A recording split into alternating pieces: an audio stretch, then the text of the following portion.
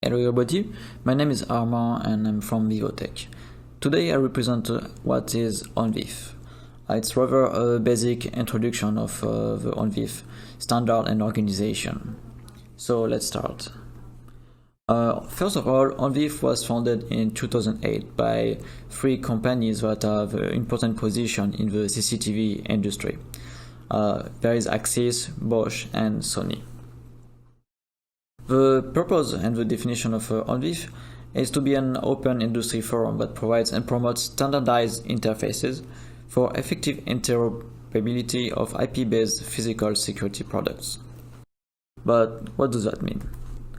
It means that ONVIF created a set of standards, which are called profiles, to allow security devices from different manufacturers to work with each other. Let's talk a bit about these profiles.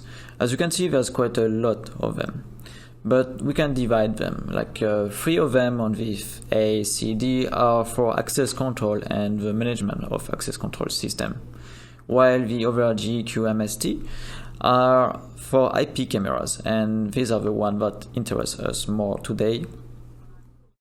As you can see, each of them have a different purpose, and for example, the ONVIF M profile is not yet available, it's still under work.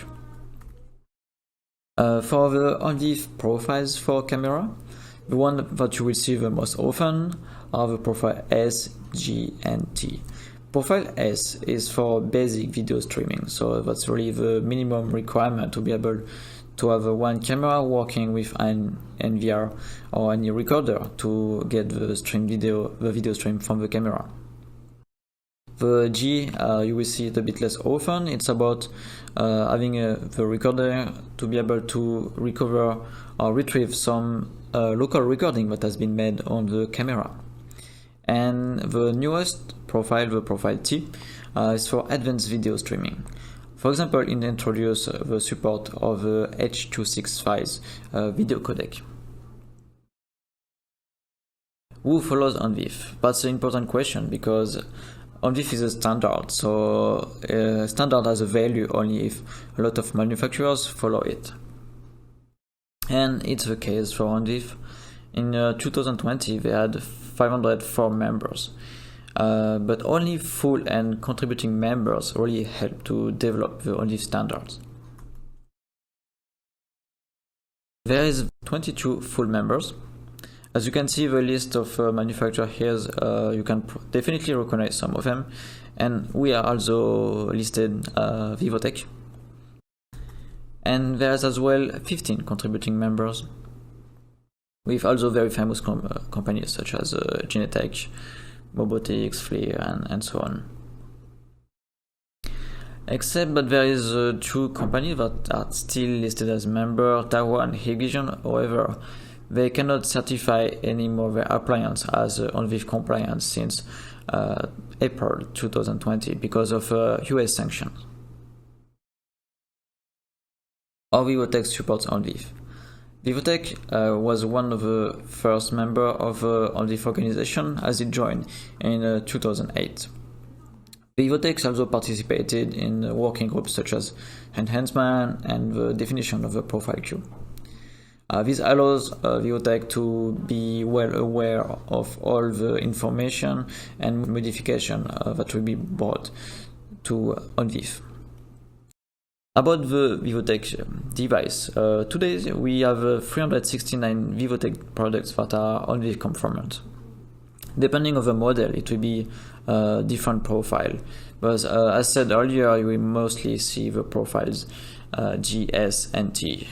All our latest models are compatible G, S, and T. But if you want to be sure about which profiles are supported by a Vivotech device or by any manufacturer's device, please always check on the ONVIF website. There's a onvif.org website with a list of conformant products, which is reliable. It's well known in the industry that some manufacturer will just slap a ONVIF logo on any device, even if it's not conformant. So please check on the ONVIF website to confirm the compliance. About the conformance process, because we saw just earlier that you can have a list of compliant devices, but all these devices are added to that compliance list. First, only ONVIF members can make conformance claims. So manufacturers that are not members on the ONVIF organization cannot claim that their products are ONVIF compliant. And the ONVIF conformance is a self-declaration process, which means the manufacturers will by himself implement the compatibility with the ONVIF profiles. So there's a list of functions available for each of these profiles. Once the manufacturer has implemented this function, he has to pass the ONVIF test tool. So it's a software that will test the ONVIF capabilities of the device. If the device passes successfully the test, then the manufacturer can issue a declaration of conformance and then apply that declaration of conformance to the ONVIF organization, which will in return update the device as being conformant on their website. So in that process, there's a lot of trust between ONVIF and its members. As well, some points that are often a bit not well known, in the functions supported in one ONVIF profile, there are some functions that are mandatory, some are conditional, and some are optional. What does that mean? So for a profile, let's say profile S, you have mandatory function. This function must be supported by your device if you want it to be profile S compliant. The functions that are conditional mean they cannot be applied to each device. For example, you have some functions that are related to PTZ movement. Of course, if your camera is not a PTZ, it cannot support such function. So these are the conditional function. And lastly, the optional function, which can be implemented, but it's all depending on the manufacturer's effort. So sometimes you have some optional functions that are part of one profile, but the manufacturer did not implement them. But the device will still be compliant with that profile. If you want to see exactly which functions are part of a profile, you can directly check on the ONVIF website. There's a complete detailed list for each profile.